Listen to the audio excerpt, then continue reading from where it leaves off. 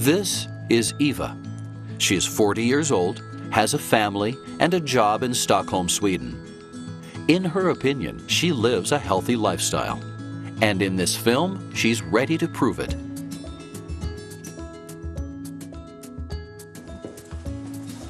Betsy! Come on, girl! I think health reports and experts are saying all kind of different things about food, and health scares are just marketing. I think, you know, lose 10 kilos and you never get a heart attack. I think take vitamins and you're going to live forever, or cut the sugar and you're not going to get cancer. I think it's a part of a bigger scheme. It's marketing. They want your money, and they're not getting it from me. This is a healthy home. I cook everything and make sure that my family eats well. We eat home-cooked meals almost every day, and no takeout, no fast food. My philosophy is that just eat good and healthy food, and you don't have to exercise. If you're not fat, I think you're pretty healthy. Human beings have evolved. Our digestive systems and metabolisms have evolved over tens of thousands of years. We don't really understand all of that. We just know that what we're throwing into it, it's like having a car where all of a sudden you've decided to start driving it on some new kind of fuel that it's never run on before. And when I explain it to people like that, they go, oh, so I need to be cautious about what I'm doing and what I'm eating. I just can't assume that what's out there in the store and what's being sold on television or in ads is appropriate for me, because it isn't. So it requires education and being sensible. People have a fatalistic attitude. They feel, well, I'm going to die anyway, so why shouldn't I just do everything? And the answer is because, yeah, you will die, but first of all, you probably don't want to make it any faster than it has to be. But even if you live to the same age, or even less, you still want to enjoy that life, and you want to have high life quality.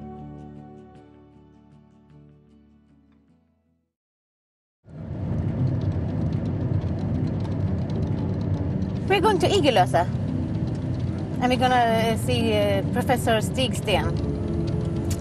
And I'm going to claim my health to prove them that I'm living a healthy life.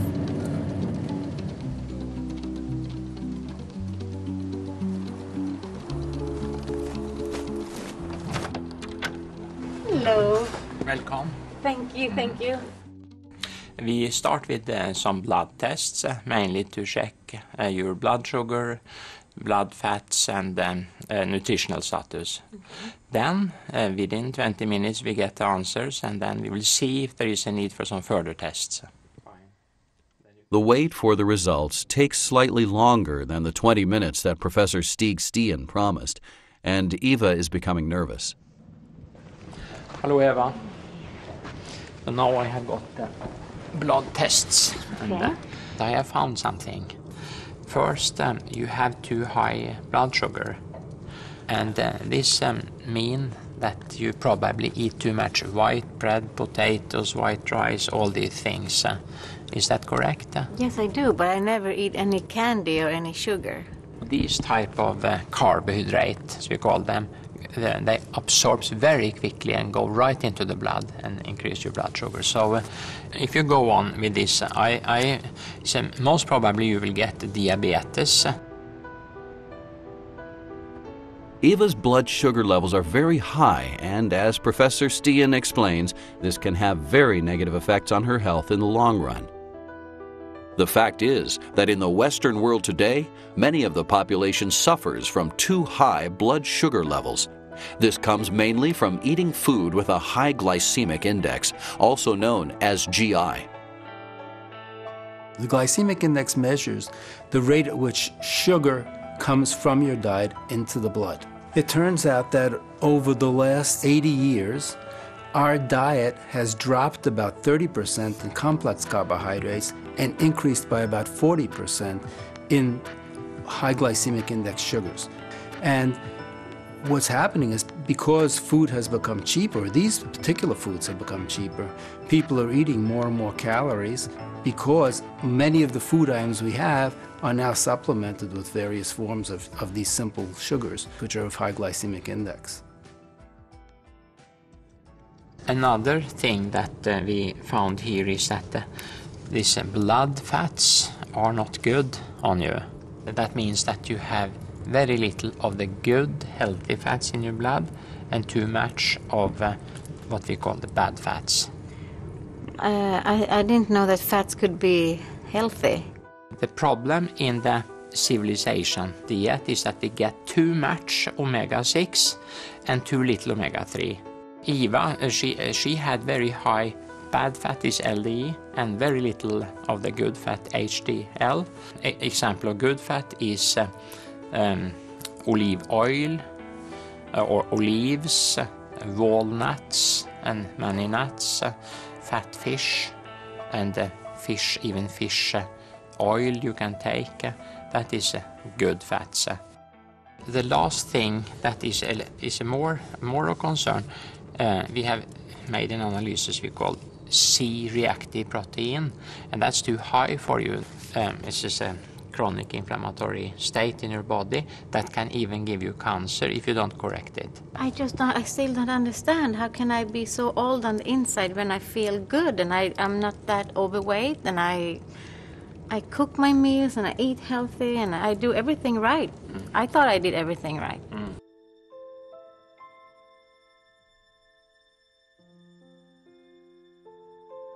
I don't feel that great, actually.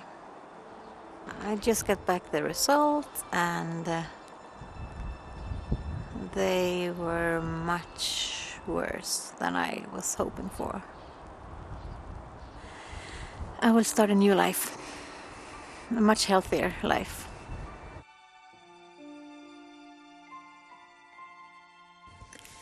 Hi, Elizabeth. My name is Eva. And Stig gave Eva the phone number to Elizabeth, a professional nutritionist who he suggested that Eva calls to see if she can get help on how to change her lifestyle and eating habits. Okay. So I see you on Wednesday then. Eva is extremely determined. She wants to change her lifestyle, and she wants to do it today.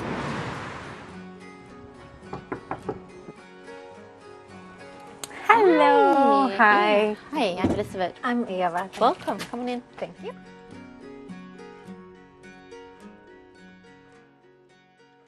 So what would you normally cook for dinner? Last night I made pork chops with mashed potatoes and gravy.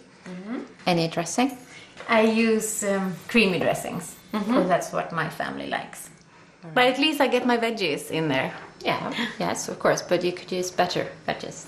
Do I really have to make big changes in my life? Because I don't really know if I can do it or if I want to do that. So the good news is that small changes can have a huge effect in the long run, since this is food that you're eating every day. According to World Health Organization, we can decrease the risk of getting coronary heart disease by 80%. The risk of getting type 2 diabetes by 90%, and the risk of getting different types of cancers by 1/3 if we change our lifestyle to healthier food habits, more physical exercise, and no smoking. The recommendations to reach optimal nutrition every day is to eat between half a kilo and a kilo of fruit and vegetables. And this would be fresh and colorful fruits and vegetables, not boiled and fried to death, and it has to be every day. And of course, most people don't reach these recommendations. And that's why Harvard recommends that most people take a daily supplement of vitamins and minerals. Okay. As Elizabeth was telling Eva, small changes add up to great results.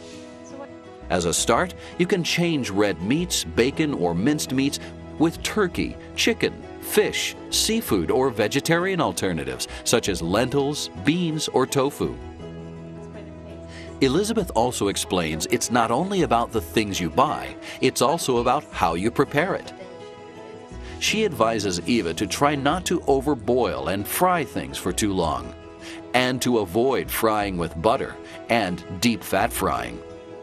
Instead, you can use a non-stick pan, vegetable oil, and also try to steam, grill, or bake your meals. Elizabeth, I can't believe we did this. It looks so wonderful. It does, and doesn't it? It smells heavenly. And half your plate is vegetables, different colored vegetables, and then less meat and less potato than you are probably used to. Much less. Yeah? But you will still get full, I promise. Okay. And you will get lots of good stuff from it. I am so ready to make this change. I didn't know it was going to be this easy, and this looks delicious, and I'm not scared anymore. Good. I told you to start with small changes, great improvements. I think if Eva sticks to these small changes that we talked about today, exchanging types of fats and carbohydrates and so on, and increasing her intake of good vegetables and fruits, she will see great improvements. And in the long run, I have no doubt that she will be healthier and live a long and healthy life together with her kids and grandchildren and maybe even great-grandchildren. If you say today, it's okay, I love butter, I love white bread, I love candy, I love chocolate, I love ice cream, I love French fries, I don't care about what happens in the future, and you eat well and you feel okay today, but once the future comes, because inevitably it always does, people do regret. People do want to do whatever it takes to get well. People cling on to life. And I think that you should remember, you should think about that day today.